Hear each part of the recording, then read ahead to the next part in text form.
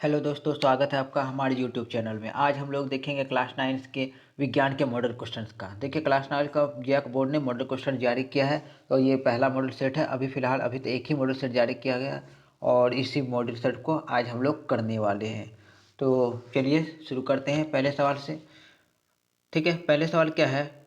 देखिए, निम्न में से किस राशियों का एसआई मात्रक समान होता है? देखिए किन दो राशियों का जो है एसआई मात्रक समान होता है। तो ये चाल और वेग का एसआई मात्रक, दोनों का जो एसआई मात्रक होगा वो समान होगा, यानी कि वो क्या होता है, मीटर पर सेकंड होता है। चाल का भी एसआई मात्रक मीटर पर सेकंड होता है और वेग का भी एसआई मात्रक मीटर पर सेकंड होता है। दूसरा नंबर देखिए, निश्चित दिशा में वस्तु द्वारा तय की गई दूरी क्या कहलाता है?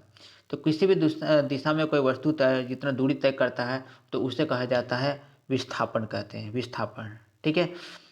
तीसरे नंबर पर आ जाते हैं कि वेग का एसआई मात्रक है। अभी हम लोगों ने बात किया कि वेग का एसआई मात्रक क्या होता है। तो वेग का एसआई मात्रक होता है मीटर पर सेकंड। क्या होता है? मीटर पर सेकंड। यानी कि ऑप्शन नंबर 3 का ऑप्शन नंबर डी सही आंसर है। नेक्स्ट आते हैं चौथे सवाल पे। तो चौथा देखिए, स्वचालित वाहनों में एक यंत्र लगा होता है जो उनके द्वारा तय की गई दूरी को मापता है। तो ये कौन सा यंत्र होता है जो उसके दूरी को नापता है? तो वो होता है ओडोमीटर। 4 का यानी ऑप्शन नंबर ए हो जाएगा सही आंसर। ठीक है। नेक्स्ट आते हैं पाँचवें पे। पाँचवा पर है, यदि पिंड का द्रव्यमान दुगुना कर दिया जाए तो उसका वेग आधा हो जाए तो पिंड की रैखिक संवेग होगा। तो ये क्या होगा? देखिए ऐसा है कि P बराबर एम वी। ये तो संवेग का फॉर्मूला है। तो यहाँ पे क्या बोल रहा है कि द्रव्यमान को दुगुना कर दो, तो 2m लिख देते हैं द्रव्यमान को। अब वेग को आधा करते तो वेग को v/2 लिख देते, दो दो कट जाता है तो एम भी ही आता है। पहले भी एम भी था, अभी एम भी है, यानी कि दोनों क्या है, बराबर है। यानी कि वही रहेगा, समान रहेगा। और 5 का क्या हो जाएगा? Option number B. ठीक है। छठे पर देखते हैं, यदि दो वस्तु ए और बी का द्रव्यमान 6 किलोग्राम और 34 किलोग्राम है तो ये पूछ रहा है कि कौन सा ऑप्शन सही हो जाएगा। तो ए का जड़ तो बी की जड़ तो क्या अधिक होगा? ये तो नहीं होगा। ठीक है। बी नंबर देखते हैं, बी का जड़ ए की जड़ से अधिक होगा, यानी कि ये ऑप्शन नंबर बी सही हो जाएगा। ठीक है। 6 का क्या हो जाएगा? Option number B. सातवां देखते हैं, न्यूटन गति के किस नियम को जड़त्व का नियम को कहते हैं? देखिए, न्यूटन का गति का पहला नियम को जड़त्व का नियम भी कहते हैं। न्यूटन गति का पहला प्रथम नियम, यानी कि ऑप्शन नंबर ए हो गया इसका सही आंसर। ठीक है। आठवां पर आते हैं कि रॉकेट किसके सिद्धांत पर कार्य करता है? तो रॉकेट संवेग संरक्षण के सिद्धांत पर कार्य करता है, यानी कि ऑप्शन नंबर सी हो गया इसका सही आंसर। नेक्स्ट आते हैं 9 नंबर पे। 9 नंबर पे क्या कह रहा है कि 60 किलोग्राम द्रव्यमान के किसी वस्तु का भार चंद्रमा पर क्या होगा? देखिए, चंद्रमा पर कोई वस्तु का भार होता है तो ये 60 लिख लेंगे, वो इसे 1/6 से डिवाइड गुना कर देना है। ये 1/6 के साथ गुना करना है। में का वेट निकालना है तो 1/6 से भागा करना। देखिए 6 से कट गया, 10 बार में 60, यानी कि इसका सही आंसर 10 हो गया। यानी कि 10 न्यूटन। 9 का डी सही आंसर हो जाएगा। ठीक है। 10 पर आते हैं, यह यदि दो वस्तुओं के बीच की दूरी को आधा कर दिया जाए और उनके बीच का गुरुत्वाकर्षण बल किस प्रकार बदलेगा? अगर दूरी को आधा कर देंगे तो उसके बीच का गुरुत्वाकर्षण बल कैसा हो जाएगा? तो 10 का क्या हो जाएगा? ऑप्शन नंबर ए, यानी कि 4 गुना बढ़ जाएगा। ठीक है। क्या हो जाएगा? 4 गुना। ऑप्शन नंबर ए हो जाएगा सही आंसर। 11 पे आते हैं कि ध्वनि किस माध्यम में गमन करती है? तो ध्वनि जो है, तो जो साउंड होता है कौन से माध्यम में जा सकता है? तो वो ठोस में भी जा सकता है, तरल में भी जा सकता है, गैस में भी जाता है, यानी कि इसका जो सही आंसर हुआ वो ऑप्शन नंबर डी हो जाएगा, उपरोक्त सभी। 12 देखते हैं कि वायु में ध्वनि तरंग निम्न में से किसका उदाहरण है? वायु में जो ध्वनि तरंग होता है वो अनुप्रेस्त होता है, अनुदैर्ध्य, यानी कि ऑप्शन नंबर ए हो जाएगा, अनुदैर्ध्य तरंग होते हैं। 12 का क्या हो जाएगा? Option number A. 13 पर आते हैं कि मानव श्रवण की श्रवप्राश की ऊपरी आवृत्ति सीमा लगभग कितना होती है? ये देखो, ऊपरी आवृत्ति पूछ रहा है। तो हम लोग जानते हैं कि जो मानव का कान सुन पाता है वो 20 हर्ट्ज से लेकर 20,000 हर्ट्ज तक के बीच होता है। ठीक है। 20,000 हर्ट्ज तक का बीच होता है। तो ये ऊपरी सीमा पर था, ये निम्न सीमा, ये ऊपरी सीमा, ये ऊपरी सीमा का बात कर रहा है। तो ऑप्शन में देखें तो इस हिसाब से इसको 20 के भी लिख सकते हैं, किलो हर्ट्ज भी लिख सकते हैं, यानी 20 किलो हर्ट्ज। कौन सा ऑप्शन में? ऑप्शन नंबर ए हो जाएगा, 20 किलो हर्ट्ज, ये सही आंसर है। 14 नंबर देखते हैं, दो विभिन्न पदार्थों के कणों का स्वतः मिलना क्या कहलाता है? तो ये क्या कहलाता है? तो वो विसरण कहलाता है। Option number B. Option number B हो जाएगा इसका सही आंसर। ठीक है। 14 15 होगी। 15 पे आते हैं, बर्फ का गलनांक कितना होता है? देखिए, बर्फ का गलनांक क्या होता है? तो बर्फ का गलनांक होता है ये क्या दिया, -4 डिग्री सेल्सियस, 1 डिग्री सेल्सियस, 273.16 और 273.16 डिग्री सेल्सियस, यानी कि 273.16 डिग्री केल्विन में इसका सही आंसर होगा।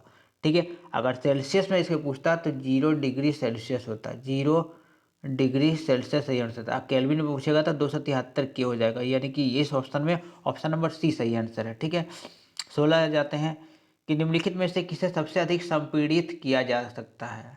सबसे अधिक संपीड़ित किसको किया जा सकता है, तो हाइड्रोजन गैस को किया जा सकता है। ठीक है, नेक्स्ट आते हैं, देखो निम्नलिखित में से कौन यौगिक का उदाहरण है। यौगिक का कौन उदाहरण है, तो ये ऑप्शन नंबर बी पीतल है। पीतल एक यौगिक का उदाहरण है।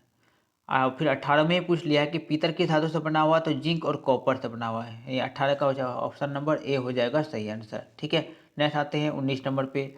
19 देखिए निम्नलिखित में से कौन रासायनिक परिवर्तन का उदाहरण है। 19 रासायनिक, देखिए पहला तो है कि जल का बर्फ में बढ़ना, ये तो रासायनिक परिवर्तन है नहीं, भौतिक परिवर्तन है। भोजन का पचना, ये रासायनिक परिवर्तन है, यानी कि ऑप्शन नंबर बी हो जाएगा इसका सही आंसर। ठीक है, 20वें नंबर पर आते हैं सोडियम ऑक्साइड का सूत्र निम्नलिखित में से कौन सा है। तो सोडियम ऑक्साइड का सूत्र क्या होता है, Na2O, यानी कि कौन सा ऑप्शन में है, तो ऑप्शन नंबर बी सही आंसर हो जाएगा। ठीक है, नेक्स्ट आते हैं 21 नंबर में। 36 ग्राम जल में जल के कितने मोल मौजूद होते हैं। 36 ग्राम जल में कितने जल के कितने मोल मौजूद है, तो 2 मोल मौजूद होते हैं। ऑप्शन नंबर बी हो जाएगा इसका सही आंसर। 22 देखते हैं C2H2 मोलर द्रव्यमान क्या होगा। C2H2 का मोलर द्रव्यमान क्या हो जाएगा, तो 22 का हो जाएगा ऑप्शन नंबर बी 26 हो जाएगा। ठीक है, नेक्स्ट आते हैं 23वें नंबर में। इलेक्ट्रॉन की खोज किसने किया, तो इलेक्ट्रॉन की खोज करने वाले कौन थे, जे टॉमसन थे, यानी कि ऑप्शन नंबर बी। ठीक है, नेक्स्ट आते हैं 23 जो हो गया। 24 पे आते हैं, एक तत्व में 11 इलेक्ट्रॉन तथा 12 न्यूट्रॉन है, तो उस तत्व का परमाणु संख्या क्या होगा। देखिए परमाणु संख्या जब भी पूछेगा ना, तो परमाणु संख्या जितना इलेक्ट्रॉन का संख्या होगा उतना ही परमाणु संख्या होता है। देखो इलेक्ट्रॉन की संख्या कितना है, यहाँ पे इलेक्ट्रॉन की संख्या 11 है, तो परमाणु संख्या भी 11 ही हो जाएगा, ऑप्शन नंबर ए। ठीक है, सही आंसर हो जाएगा इसका। नेक्स्ट आते हैं 25वें नंबर पे। 25 में देखिए किसी तत्व के समान समस्थानिक में निम्नलिखित में से कौन और परमाणु का समान नहीं होगी। देखिए बोल रहा है कि जब समस्थानिक होगा तो किसी परमाणु में क्या चीज़ समान नहीं होता, तो क्या समान नहीं होता, तो न्यूट्रॉन समान नहीं होता है, ऑप्शन नंबर सी सही आंसर हो जाएगा। नेक्स्ट आते हैं 26 नंबर में। निम्नलिखित में से कौन एक कोशिका जीव के उदाहरण, एक कोशिका जीव का उदाहरण तो अमीबा है, ऑप्शन नंबर सी। ठीक है, नेक्स्ट आते हैं 27 पे। लाइसोसोम का निर्माण कौन करता है। लाइसोसोम का निर्माण कौन करता है, तो ये करने वाले कौन है, गोल्गी उपकरण होता है, गोल्गी उपकरण। ठीक है, नेक्स्ट आता है 28 में। कोशिका द्रव के आर पार पदार्थों को आना जाना किस प्रक्रिया के द्वारा होता है। तो कोशिका झिल्ली का आर पार पदार्थों का जो गमन होता है वो परास्तरण के कारण होता है, ऑप्शन नंबर सी। ठीक है, इसका हो जाएगा ऑप्शन नंबर सी। नेक्स्ट आते हैं 29वें नंबर में। 29 देखते हैं, पौधे के शीर्ष पर कौन सा उत्तक पाया जाता है। जो पौधे होते हैं उसके शीर्ष पर विभज्योतक उत्तक पाया जाता है।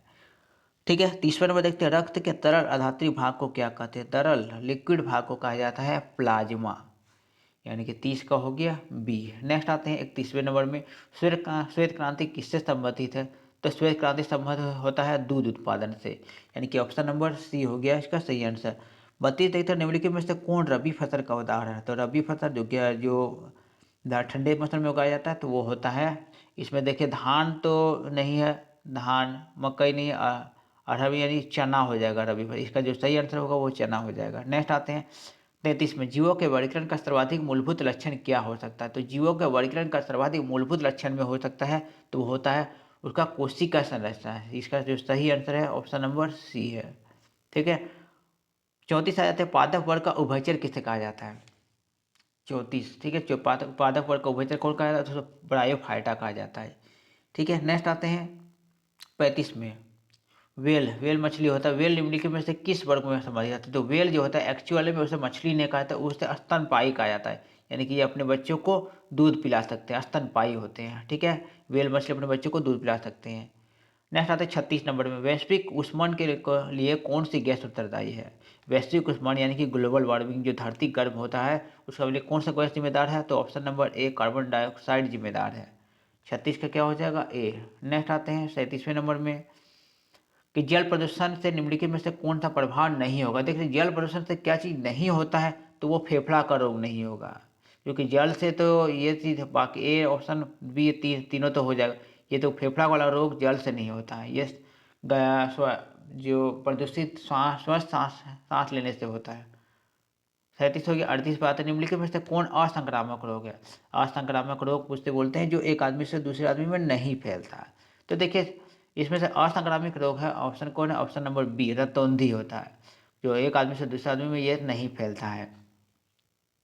39 आता है, निम्नलिखित में से कौन दीर्घकालिक लोग के उदाहरण? देखिए दीर्घकालिक लोग लिखा हुआ है, यहाँ पर रोग होना चाहिए। दीर्घकालिक रोग के उदाहरण क्या है?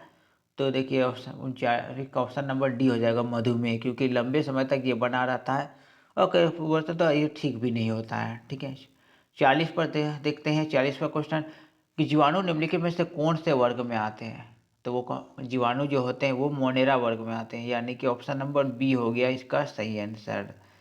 तो ये रहे आपके 40 सवाल मैंने करवा दिए हैं। सारे क्वेश्चन इंपॉर्टेंट है, सारे जैक बोर्ड ने जारी किया है तो जरूर इंपॉर्टेंट है। ठीक है, और मिलते हैं अब नेक्स्ट वीडियो में।